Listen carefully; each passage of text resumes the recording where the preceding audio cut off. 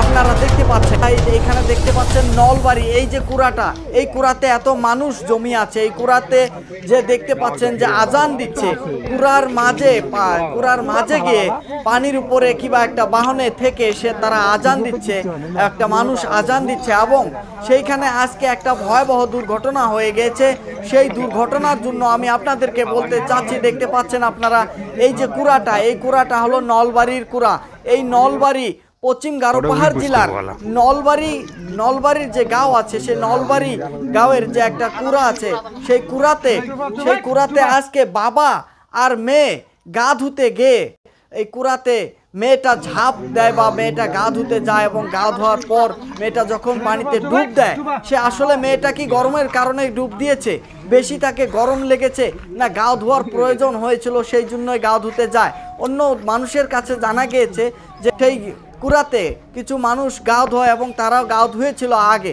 তো আজকে যে গা ধুতে গেল আর গা ধুয়ে সেই মেয়েটা 16 বছরই মেয়ে, আবু বক্করের মেয়েটা দেখতে পাচ্ছেন আপনারা, আবু বক্করের মেয়ে, যার বয়স 16 থেকে 17 বছর হতে পারে।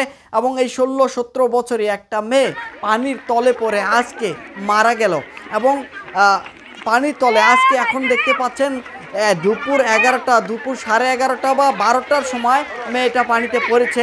এবং আজ 6 ঘন্টা সে মেয়েটাকে যখন উদ্ধার করার জন্য, মেয়েটাকে দেখার জন্য পানির তলে বিভিন্ন ধরনের যন্ত্র দিয়ে বিভিন্ন ধরনের চেষ্টা করেছে তাদেরকে তোলার জন্য। কর্তারা, ফুলবাড়ির প্রশাসন কর্তারা যখন এসেছিল এবং আসার পর তারা দেখতে পাচ্ছেন কিভাবে রিং লাগিয়ে নিয়েছে, এবং রিং লাগিয়ে প্রায় 4:30টার ওইদিকে মেয়েটার লাশ পানির তল থেকে ওঠানো হয়। এখানে দেখতে পাচ্ছেন মেয়েটির লাশ।